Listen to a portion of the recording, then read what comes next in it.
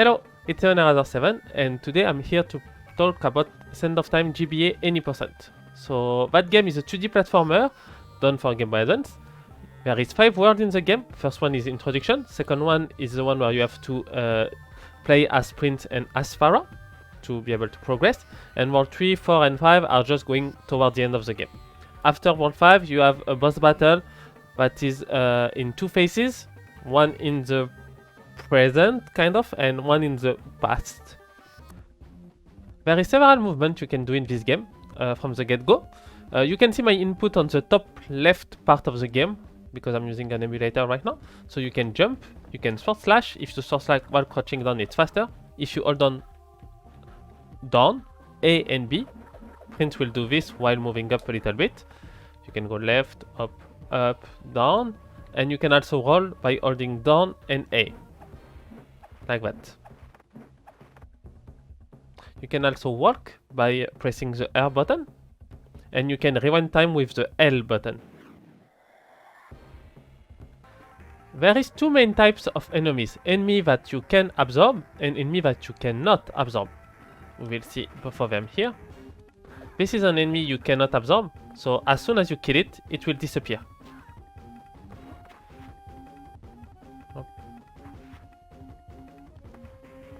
Now we are gonna go to this one. This is lying down, which means I can retrieve him, absorb him into my dagger. You saw the prince putting his sword up, that's because I leveled up. Because every time you kill an enemy that you can absorb, you actually can level up. Here you can see 1 out of 75. That means that I absorb 1 enemies out of the 75 present in the game. Leveling up. Right now I'm at level 2, as you can see below the print. Increase your damage output and your defense by a lot. Here they are showed by the number 10 and 6. You can also see the HP on the top left, your send of time counter, and how many enemies you need to kill until your next level up. Right now, 2. One peculiar type of enemies are the stone statues. So you have to hit their projectile to damage them. But if you are too close, they will just turn around and you cannot hit them. So you have to hit them from the correct distance. Also, please do note that your HP bar display is totally broken. Like here, you are under the impression that I still have like 70-80% of my HP. But nope, I'm at 32 out of 60, so almost halfway through. There is several types of rooms in the game.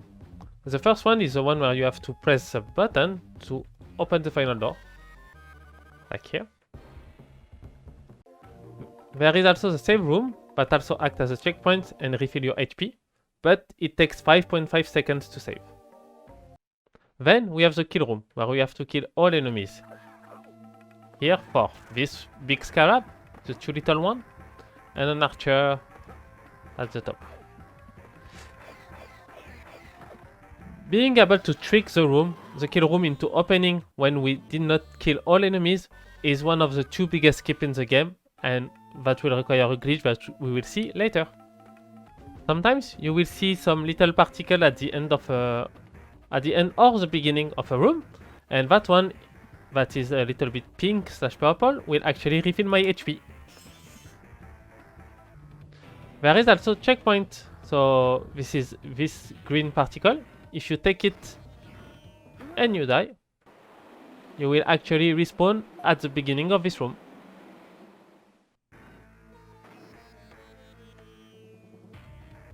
Sometimes there is rooms that are just open, like this one. You just go straight to the end. And it's open. Then we have the button puzzle. So here I have to press the 3 buttons that are colored in the correct order. If I press, for example, yellow, door is not open. But if I press the correct sequence, which is green, up, red, and yellow, the door will open. Voila! Here, it's a type of room where you have to literally disappear for the door to stay open. So, by killing her,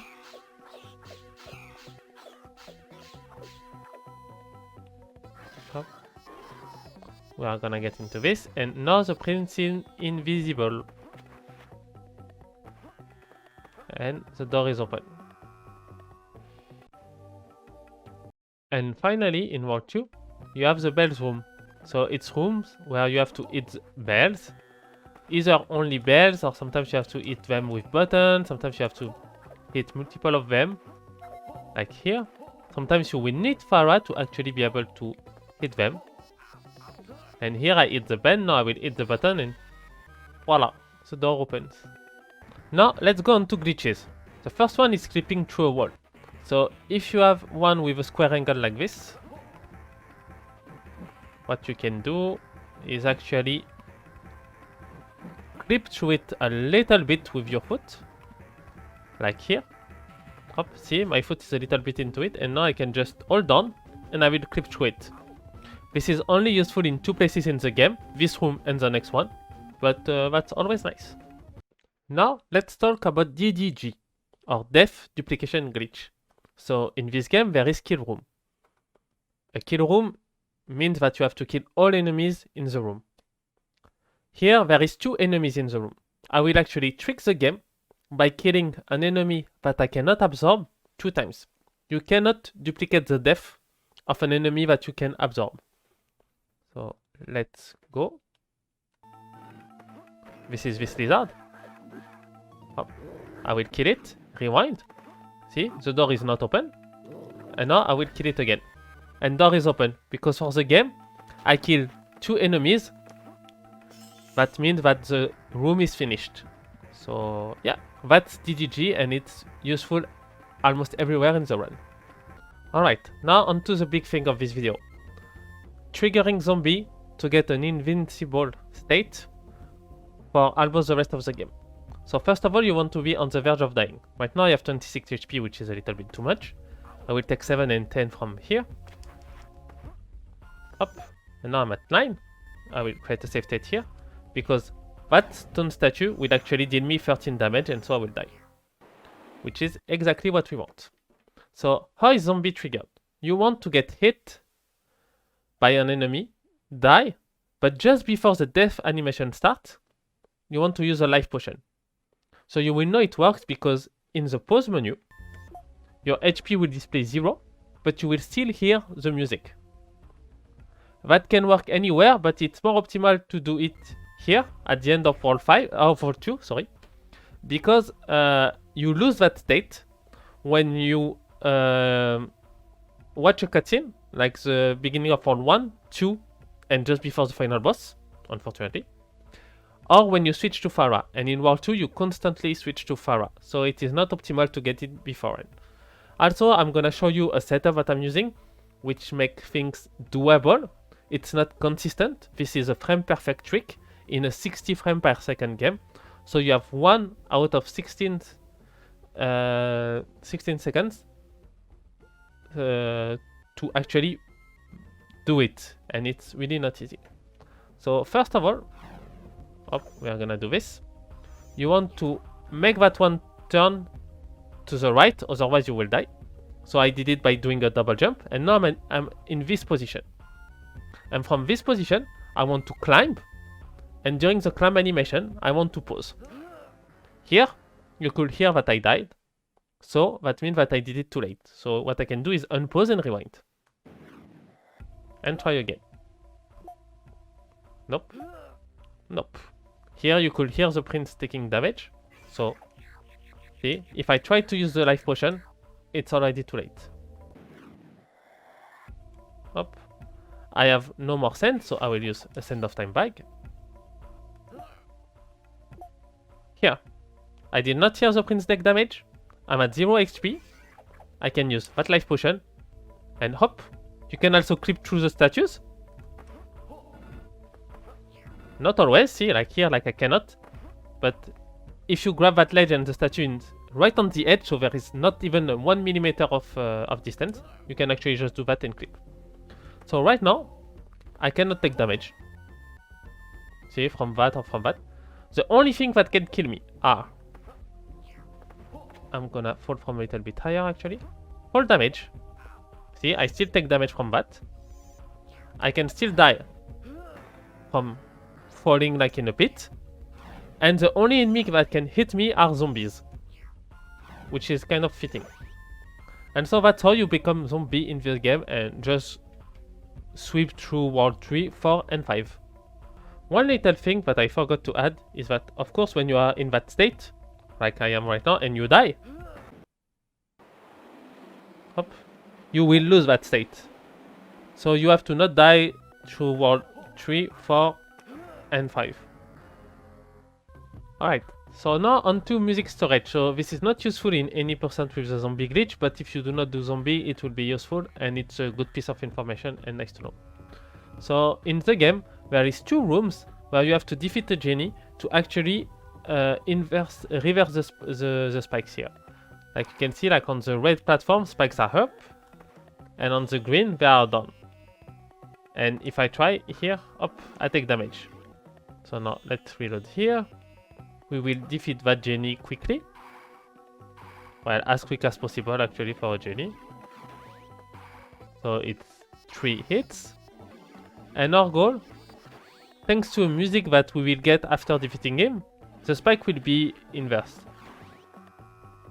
And our goal will be to actually finish this room before the music is over.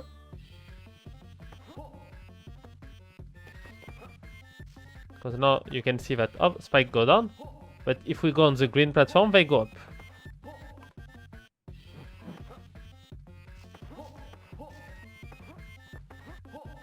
Up. So we have to be fast because we need to finish the room before the music is over.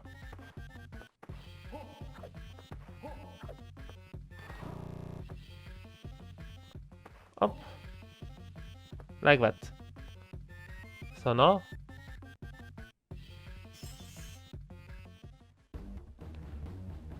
I have the music stored, and so in the next room that this music is needed, I will not need to kill the genie.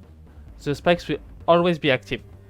But to do that, you need to just never die or not reload the game after a save point. So we will meet again at the second room for genie.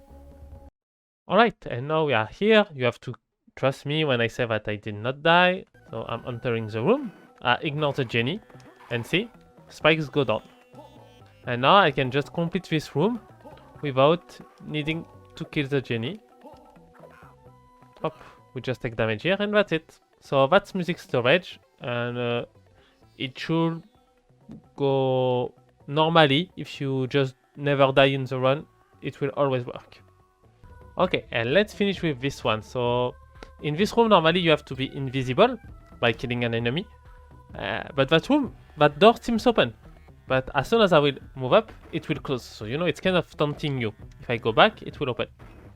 But if you close it, open it kind of 9 times in a row. I don't know like how many times I am right now, but yeah.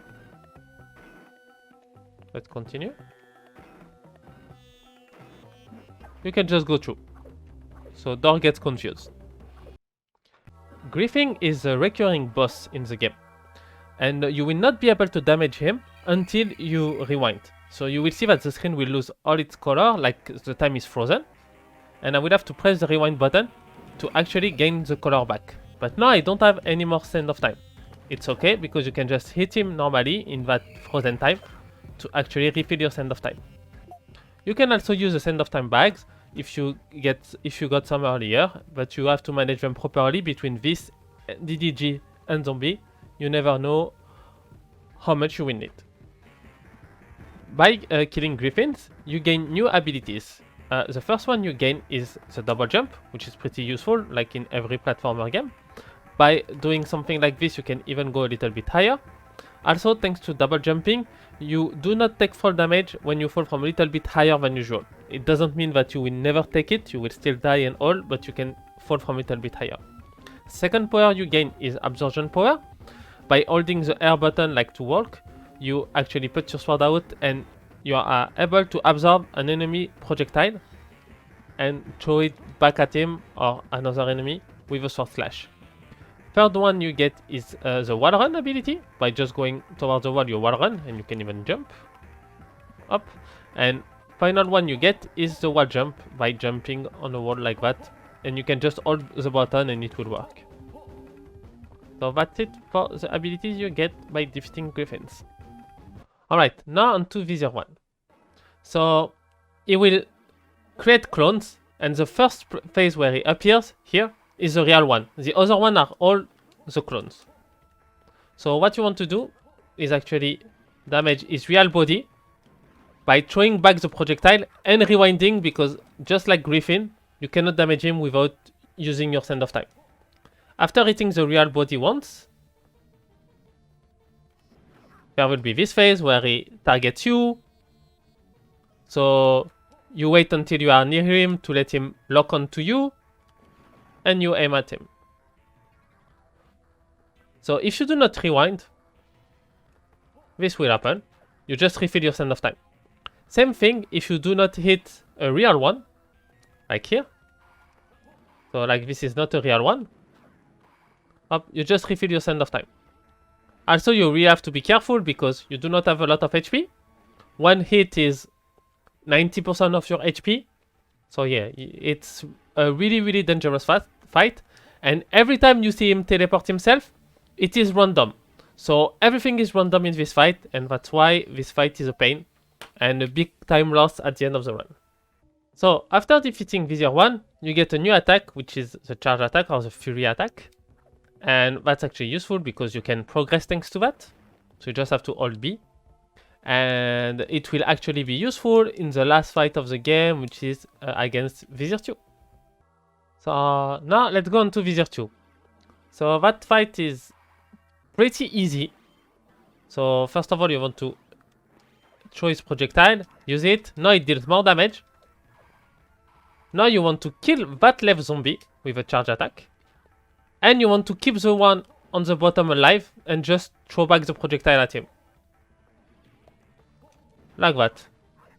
Up. You can just hit him to refill your Sand of Time. Up. You really do not want to kill that zombie, otherwise you will lose time by going into another phase.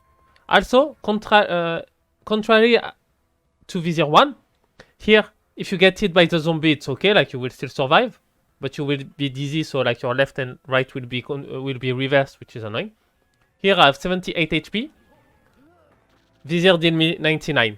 So yeah, it is not really possible to take any damage from Vizier in this fight. So please be extra careful. And it's okay to lose one cycle compared to just dying.